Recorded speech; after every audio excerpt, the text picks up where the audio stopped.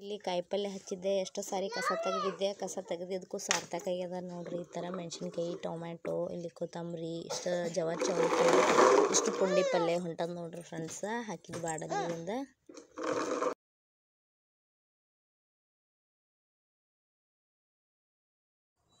ನೋಡ್ರಿ ಫ್ರೆಂಡ್ಸ, ಕಾಯಿಪಲ್ಯ ಎಷ್ಟು ಮಸ್ತ್ ಆಗೈತ್ರಿ. ಈ ಥರ ಎಲ್ಲರೂ ನಿಮ್ಮ ಮನೆ ಮುಂದೆ ಸ್ವಲ್ಪ ಕಾಯಿಪಲ್ಯ ಮಾಡ್ಕೊಂಡ್ರೆ ಮನೆಗೆ ಉಳ್ಳಕ್ಕೆ ತಿಲ್ಲಕ್ಕೆ ಮಸ್ತ್ ಆಗ್ತೈತೆ ನೋಡ್ರಿ ಫ್ರೆಂಡ್ಸ. ನಮ್ಮಲ್ಲಿ ಕೋಳಿ ಸಾಕಿದ್ವಲ್ರಿ, ಈ ಥರ ಮೊಟ್ಟೆ ಎಲ್ಲ ಗೊಳೆ ಆಗ್ಲಿಕತ್ತಾವ್ರಿ. ಎಷ್ಟು ಚಂದ ಅದಾವೆ ನೋಡ್ರಿ. ಇವೆಲ್ಲ ಜವಾರಿ ಮೊಟ್ಟೆ ಅದಾವ್ರಿ. ಈ ಥರ 5 ಸ್ಟಾಕ್ ಮಾಡಿದ್ವಂದ್ರೆ ಇಷ್ಟು ಆಗ್ತಾವೆ ನೋಡ್ರಿ. 10 ಕೋಳಿ ಅದಾವ್ರಿ ಇಲ್ಲಿ ನೋಡ್ರಿ. ಜಾಳ್ಗಿ ಒಳಗೆ ಎಷ್ಟು ಚಂದ ಕೋಳಿಗಳು ಮರಿಗತ್ತಾವ್ರಿ. ಹಾಗಲಬೆಳೆ ಎಷ್ಟು ಚಂದ ಕುಡಿಬಿಟ್ಟೈತಿ. ಇಲ್ಲಿ ದನಗಳಿಗೆ ಅಂತ ಪತ್ರ ಶೆಡ್ ಮಾಡ್ಯಾರ್ರಿ. ಆ ಶೆಡ್ಡಿಗೆ ತಾರಿ ಹಿಡ್ದು ಏರ್ತದ ಹಾಗಲಬೆಳೆ ಕಾಯಿ ಬಿಡ್ತತೆ. ಹಿಂಗೆ ಊರಿದೇವು ನೋಡ್ರಿ. ಎಷ್ಟು ಚಂದ ನಾಟ್ಯದ. ಹೂ ಬಿ ಬಿಟ್ಟದ ನೋಡ್ರಿ.